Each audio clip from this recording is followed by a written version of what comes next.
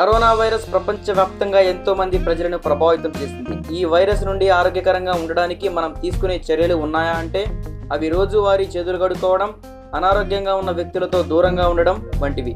అలాగే రీసెంట్ అధ్యయనాల ప్రకారం ఆరోగ్యకరమైన ఆహారం మరియు మీ రోజువారీ అలవాట్లు మీరు ఆరోగ్యంగా ఉండడానికి సహాయపడుతుందని తేలింది. మీ రోజువారీ ఆహారంలో ఖచ్చితంగా ఈ 5 ఆహారాలు చేర్చడం ద్వారా ఈ ఫ్లూ సీజన్లో మీకు బలమైన ఇమ్యూన్ సిస్టమ్ ఏర్పడుతుంది. First one, vitamin C.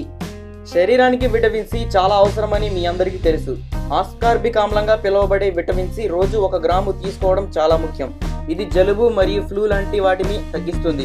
Vitamin C శక్తివంతమైన యాంటీ ఆక్సిడెంట్ మరియు శరీరంలోని కొల్లాజెన్ మరియు ఇతర ప్రోటీన్ సింథసిస్ కు అవసరం. చాలా రకాల ఆహారాలు మరియు కూరగాయలలో కొంత మొత్తంలోనే విటమిన్ సి ఉంటుంది, కానీ సిట్రస్ పండ్లు మరియు స్ట్రాబెర్రీస్ లాంటి వాటిల్లో అధిక మొత్తంలో ఉంటుంది. Second one, vitamin E. మానవుని రోగనిరోధక ఆరోగ్యంలో యాంటీ ఆక్సిడెంట్ ప్రధానమైనది. ఇది మీ సిస్టమ్ చుట్టూ బోన్స్ అయ్యే హానికరమైన ఫ్రీ రాడికల్స్ నుండి మీ శరీరాన్ని రక్షిస్తుంది. విటమిన్ ఇలో యాంటీ ఆక్సిడెంట్లు ఉన్నాయి. మొక్కల నుంచి వచ్చే నూనెలలో విటమిన్ ఇ అధికంగా ఉంటుంది. అవి కనోలా మరియు కుసుమ మొక్కల నూనెలు అన్నమాట. Third one, probiotics. ప్రోబయోటిక్స్ అంటే లైవ్ బ్యాక్టీరియా మరియు ఈస్ట్లు అన్నమాట. ఇవి మానవ శరీరానికి చాలా అవసరం.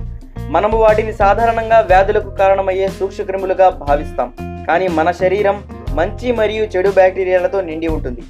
ప్రోబయోటిక్స్ను తరచుగా మంచి లేదా సహాయక బ్యాక్టీరియాగా అని పిలుస్తారు, ఎందుకంటే అవి మీ గడ్ను ఆరోగ్యంగా ఉండడానికి సహాయపడుతుంది.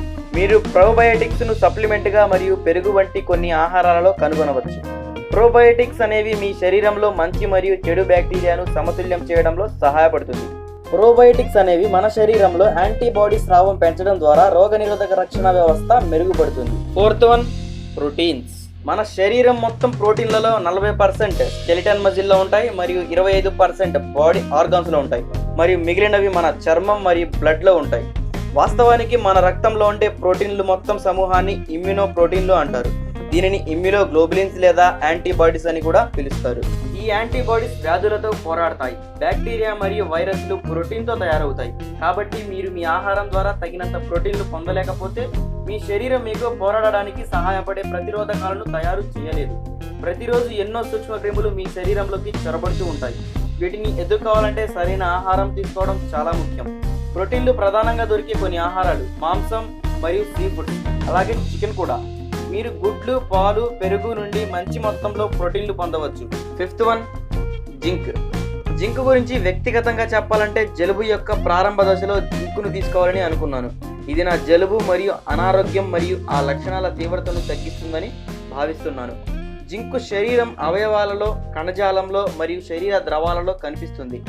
జింక్ ఎక్కువగా ఉండే ఉత్తమ ఆహార పదార్థాలు మాంసం మరియు సముద్ర ఆహారాలు, అంటే సీ ఫుడ్స్ అన్నమాట.